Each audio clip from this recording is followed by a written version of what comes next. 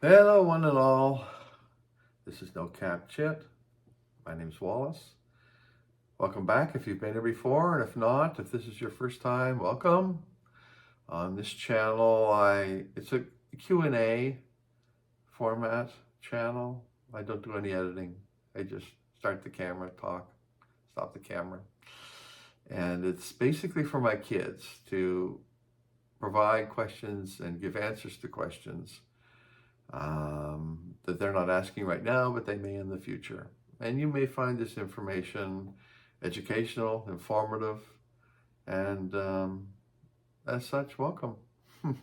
Always remember, I'm not a professional. Before you act on anything I'm talking about, go get professional advice. This is for educational and information purposes only. What I wanted to talk today about is procrastination. That's a real problem with a lot of us, huh? Procrastination. Knowing you should do something, but not actually getting to it. Oh, I gotta study for that test tomorrow. I don't feel like it. I got that research paper to do. Just can't get into it. Oh, the boss wants me to do this or that. I'm gonna go play golf. Procrastination is putting off something that you know you should or need to do. That's kind of a problem with most of us or all of us throughout life. But there are ways to get around it that I've found, ways to make it easier. And the first thing to understand is life in some ways is a series of questions and a series of answers. For example, what if you asked yourself this question? Let's just take a test, studying for a test. Let's just use that as an example. You could say to yourself, or your mind could basically come up with the idea, I got to study for that test tomorrow. That's a question, right? I got to study for that test tomorrow. I don't want to do it. Or how can I do it? How can I study for that test tomorrow? That's maybe the question to ask.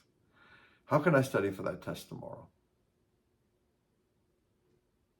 Mind won't really act on that, or you'll have to force it. But what if you reframe the question to include some enjoyment in it? How can I study? Here's the question to ask yourself in your mind instead. How can I study for that test tomorrow and enjoy the process? That's a different question, isn't it? Because you're saying, okay, I want to study, but I also want to enjoy. Then your mind will start to come up with different answers. You'll think, okay, I got to study for the test, but I could take that textbook out in the sun, get a little bit of a suntan, smell that fresh ocean air. Maybe go to the beach, smell the fresh ocean air off the beach water. Maybe you could make a nice cup of coffee or some lemonade. I could sip on that while I'm studying. That would make it more enjoyable. Maybe you could play some nice relaxing music in the background. If it works for you, maybe if you're more of a type of person who can study at libraries, you say, I could go to the library and study. Or you could say, I'll put some nice jazz music in the background. The idea is you're saying, how can I study for the test tomorrow, but make it enjoyable? And your mind will answer. Your mind will provide you with options. And that process of making that an easier experience or more enjoyable experience will help to overcome the procrastination, right? And here's a second tip I want to leave with you. Sometimes we bite off more than we can chew. Is that a saying they use today still? Bite off more than you can chew. Like, when you're thinking like, oh, tomorrow I've got to climb Mount Everest.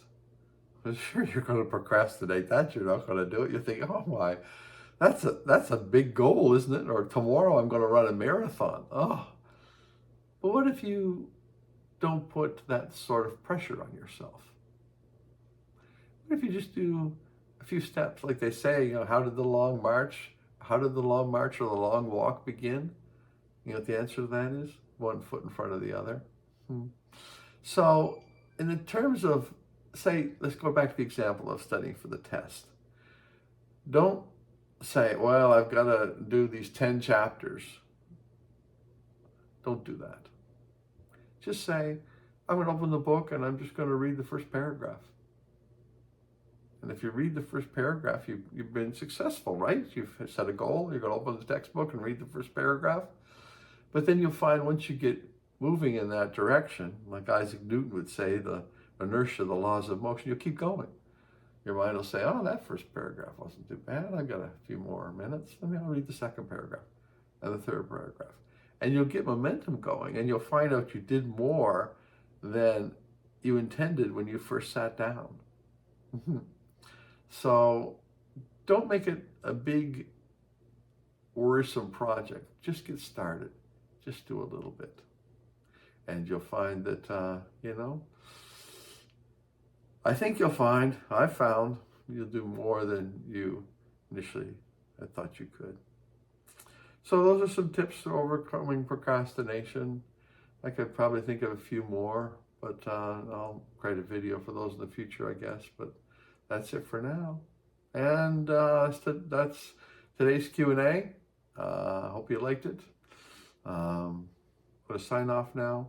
Always remember, be good to yourself, be good to others, and we will catch you later.